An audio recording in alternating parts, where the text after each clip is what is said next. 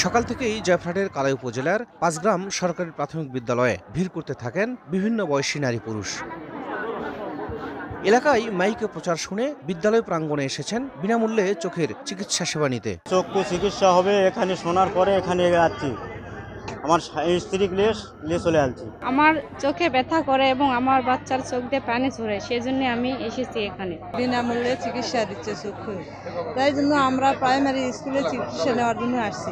এখানকার মানুষ সবাই উৎফুল্ল এই আয়োজনে এবং সবাই খুশি। সেখানে অপেক্ষাকৃত কম আয়ের মানুষদের প্রাথমিক চিকিৎসা সহ স্থানীয় অপারেশন ও প্রয়োজনীয় সকল ঔষধ বিনামূল্যে দেওয়া হয়। এমন মানবিক উদ্যোগে সহযোগী হতে পেরে খঞ্জনপুর মিশন চক্ষু হাসপাতালের চিকিৎসকরাও খুশি। এখানে আমরা প্রায় 500 জন রোগীর চিকিৎসা সেবা দিব এবং তাদের ঔষধ ফ্রি দেব। আর যাদের অপারেশন লাগবে তাদেরকে আমরা বিনা পয়সায় আমরা তাদের অপারেশন করে দিব। প্রান্তিক মানুষের প্রতি মানবিক দায়বদ্ধতা থেকে এমন আয়োজন বলে জানিয়েছেন আয়োজক।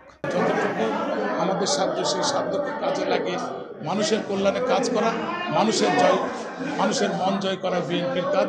এটি আমাদের নেতা তারেক রহমান সাহেবের নির্দেশনা, আমরা সেই লক্ষ্যে কাজ করে যাচ্ছি। খঞ্জনপুর মিশন চক্ষু হাসপাতালের পরিচালনায় এই শিবিরে 500 জন চক্ষু রোগীকে বিনামূল্যে চিকিৎসা সেবা প্রদান করা হয়।